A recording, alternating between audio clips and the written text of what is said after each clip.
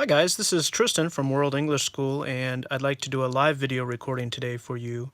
I'd like to read the first chapter from Roald Dahl's Charlie and the Chocolate Factory. And this is a nice, famous book that I've always loved. So I'm going to read the first chapter today.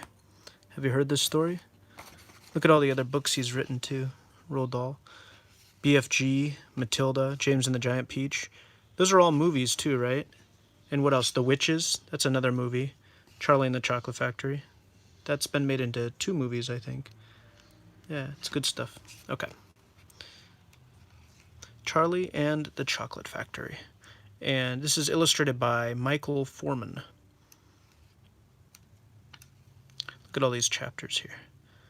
All right, here's chapter 1. Here comes Charlie, page 11. Okay, chapter 1. Here comes Charlie. These 2 very old people are the father and mother of Mr. Bucket. Their names are Grandpa Joe and Grandma Josephine. Look at these people. They look like they're from the Revolutionary War period in the United States, like 1700s. Where is this? Where is this book set? And these 2 very old people are the father and mother of Mrs. Bucket. Their names are Grandpa George and Grandma Georgina. Look at Grandpa George. This is Mr. Bucket, right here.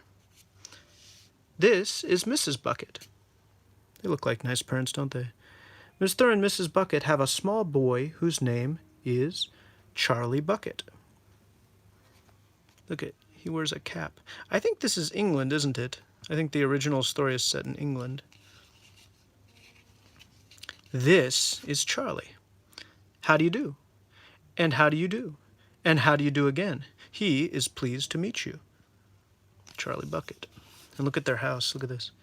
The whole of this family, the 6 grown-ups, count them. That's 2 grandparents, another 2 grandparents, and mom and dad, right? And little Charlie Bucket live together in a small wooden house on the edge of a great town.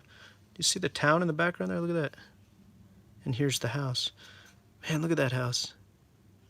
They have 2 chimneys? Oh, maybe one for cooking, right? And one for the fireplace. Boy, that looks like an old house, doesn't it? And look, do they collect rainwater here for drinking, maybe? Or for gardening, maybe? Man, the whole family lives there, 7 people. The house wasn't nearly large enough for so many people, and life was extremely uncomfortable for them all.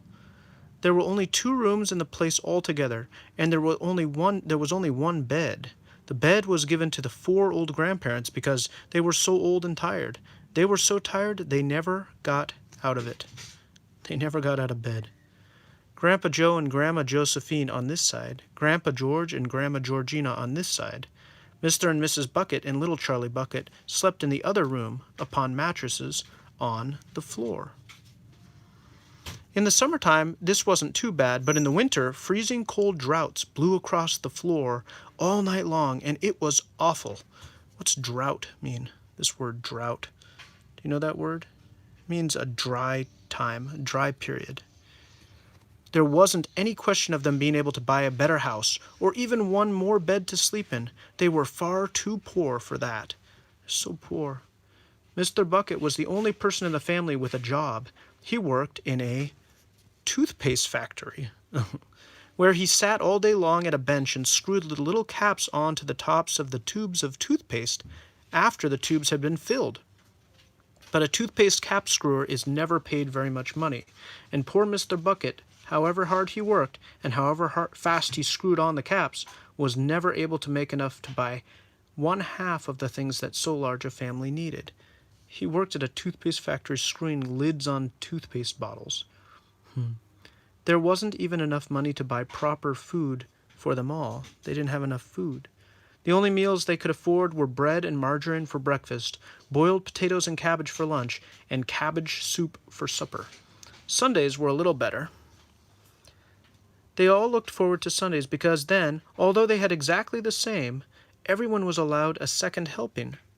The Buckets, of course, didn't starve, but every one of them, the 2 old grandfathers, the 2 old grandmothers, Charlie's father, Charlie's mother, and especially little Charlie himself, went about from morning till night with a horrible empty feeling in their tummies.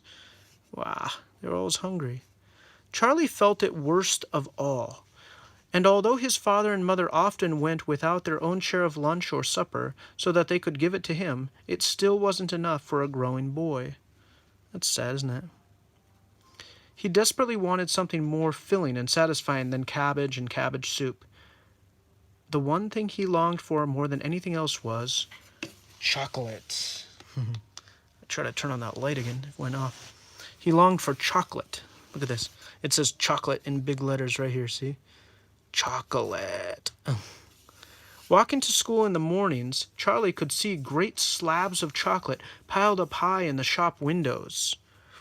And he would stop and stare and press his nose against the glass, his mouth watering like mad. Many times a day, he would see other children taking bars of creamy chocolate out of their pockets and munching them greedily. And that, of course, was pure torture, because he wanted chocolate too. Only once a year, on his birthday, did Charlie Bucket ever get to taste a bit of chocolate. The whole family saved up their money for that special occasion, and when that great day arrived, Charlie was always presented with one small chocolate bar to eat, all by himself. And each time he received it, on those marvelous birthday mornings, he would place it carefully in a small wooden box that he owned, and treasure it as though it were a bar of solid gold. He really loved his chocolate, huh?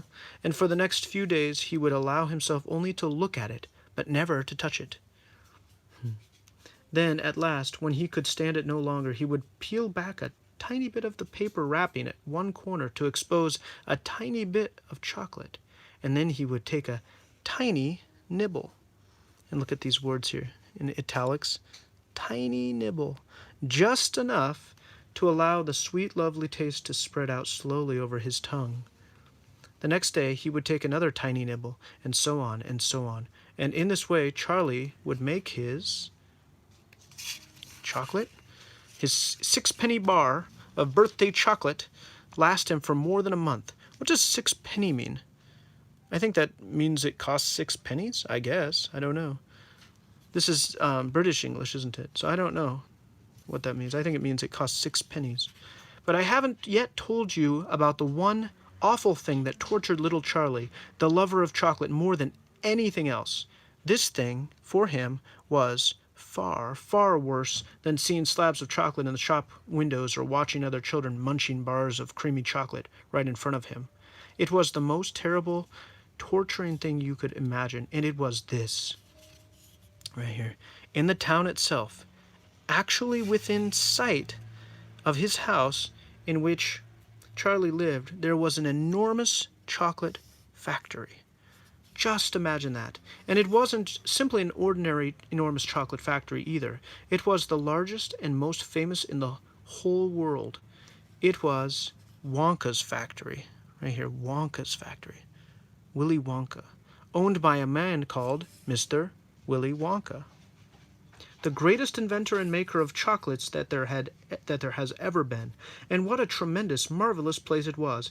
It had huge iron gates leading to it, and a high wall surrounding it, and smoke belching from its chimneys. Smoke belching from its chimneys, and strange whizzing sounds coming from deep inside of it. And outside the walls, for half a mile around in every direction, the air was scented with a heavy, rich smell of melting chocolate. Oh my goodness. I'm getting hungry. Twice a day, on his way to and from school, little Charlie Bucket had to walk right past the gates of the factory. And every time he went by, he would begin to walk very, very slowly, and he would hold his nose high in the air and take long, deep sniffs of the gorgeous chocolatey smell all around him. Oh, how he loved that smell.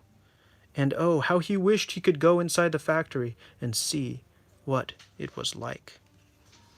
And if you guys like that, I will read another chapter tomorrow, chapter 2, Mr. Willy Wonka's Factory. This is one of my favorite books. That was chapter 1, where we got to meet Charlie Bucket and his parents and grandparents. and it's called Here Comes Charlie. And this is Charlie and the Chocolate Factory. I hope you liked it. If you liked it, press the thumbs up button, and I hope you enjoyed it. Thanks for watching. See you later.